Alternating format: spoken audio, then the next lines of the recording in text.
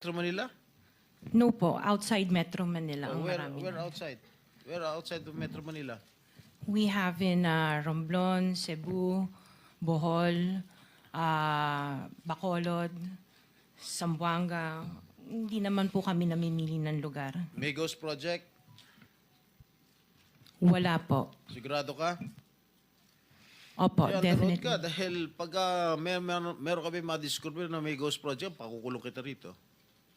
Minimum totoo. Wala po talaga. Meron ka mga pictures na lahat ng mga proyekto ginawa mo? Yes po, meron po kami. Lahat ng mga 400 projects, meron kang litrato? Yes po. O i-submit mo rito sa committee. Okay po. Okay. Sa mga bidding na sinasalihan mo ng mga kumpanya mo, itong siyam na kumpanya, ilang beses kayo nanalo? At ilang beses, kung natatalo rin kayo sa Actually, bidding, I ilang don't beses kayo have the natatalo? actual figures, pero sa napanalunan, very minimal lang po talaga, mga 2%. Pero ang dami namin projects po na sinasalihan na bidding.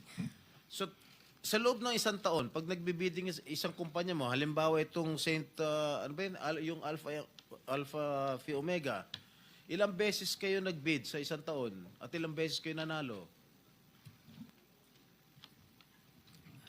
Madami po kaming sinasali. I really don't have the figures right now, You know, but I if can... you come here, you have to come here prepared.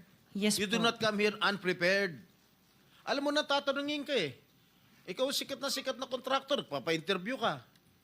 Oh. You have to come here prepared. Your Honor, I am prepared for the flood control projects that you are mentioning. I have the statistics of how many I bidded and how many I lost and how many I won. Okay. You mentioned it to us right now.